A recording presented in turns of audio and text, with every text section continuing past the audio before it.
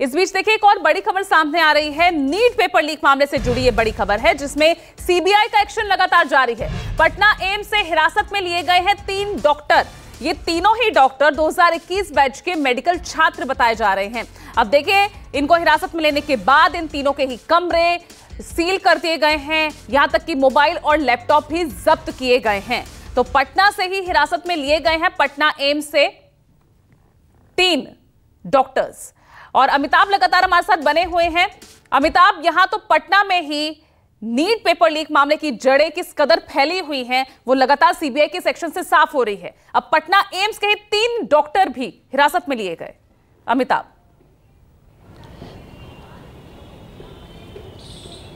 जी बिल्कुल, एक अपडेट पूजा एक और कर दूंगा। 3 जो डॉक्टर लिए गए थे उनके बयान के बाद वो तीनों जो हैं सेकंड ईयर के स्टूडेंट थे। एक फर्स्ट ईयर के स्टूडेंट को भी आज सुबह डिटेन किया गया, यानी कि कुल जो है 4 डॉक्टर जो पटना एम्स में पोस्टेड थे उन्हें डिटेन किया गया है सीबीआई के द्वारा और उन्हें सीबीआई मुख्यालय लाकर उनसे पूछताछ की जा रही है। इससे पहले सीबीआई ने पंकज और राजू 2 लोगों को गिरफ्तार किया था। दोनों वो लोग शख्स थे जिन्होंने जो नीट पेपर का जो ट्रांसपोर्टेशन का था, जिस ट्रक से पेपर ले जाया जा रहा था वहाँ से प्रश्न पत्र चुराए थे और वो प्रश्न पत्र वहां से निकालकर हजारीबाग के ओएसिस स्कूल के मालिक जो प्रिंसिपल थे उनको उन्होंने पहुंचाया था। यानी कि अब ये जो डॉक्टर जो जिनको हिरासत में लिया गया, ये वो लोग हैं जो सॉल्वर का काम किए थे। जो पेपर लीक कराया गया था उसे सॉल्व करने का काम इन लोगों ने किया था। इनके बारे में जो जानकारियां मिली है तो इससे इन्हें डिटेन किया गया। देखिए अभी तक सीबीआई को जब से ये केस मिली थी करीब 45 दिनों में उन्होंने 46 लोगों को इस मामले में तो गिरफ्तार किया है और यही 4 डॉक्टरों को डिटेन किया है जिनसे भी पूछताछ की जा रही है।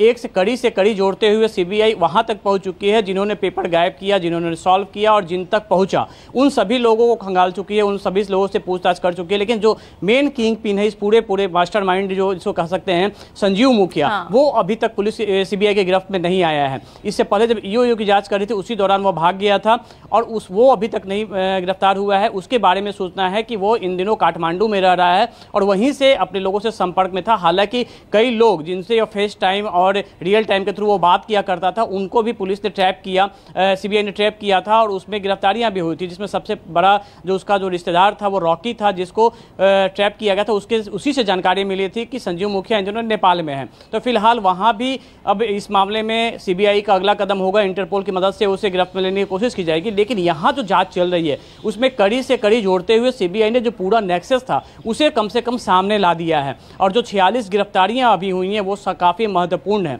इसमें देखिए जो 13 गिरफ्तारी थी सिर्फ वही गिरफ्तारियां पहले में आर्थिक अपराध इकाई के द्वारा की गई थी। उसके बाद जो गिरफ्तारियां हुई थी वो लगातार सीबीआई की जो कार्रवाई शुरू हुई उसके बाद बिहार और झारखंड और करीब 7 राज्यों में यह जांच चल रही है और उन जगहों से ये गिरफ्तारियां हो रही हैं। लेकिन जो पूरा नेक्सस था उसे करीब सीबीआई ने सामने ला दिया है।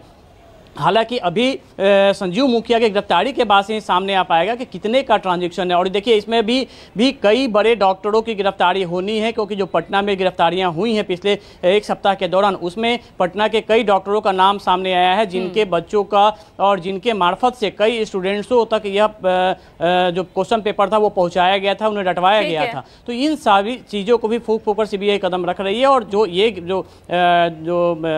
सेटर जो पकड़े गए हैं, जो अभी जो डॉक्टरों से पूछताछ हो रही है उनको जब सीबीआई पूछताछ करने के लिए ला रही थी तो उस दौरान एम्स में डॉक्टरों ने विरोध भी किया, लेकिन सीबीआई ने कुछ एविडेंस दिखाया और उसके बाद जो सीनियर डॉक्टर थे चले, लेकिन संजीव मुखिया तक कब तक पहुंचेगी सीबीआई ये भी सवाल बरकरार रहेगा। हालांकि एक्शन में लगातार सीबीआई दिख रही है और अब 4 डॉक्टर्स को हिरासत में लिया गया है।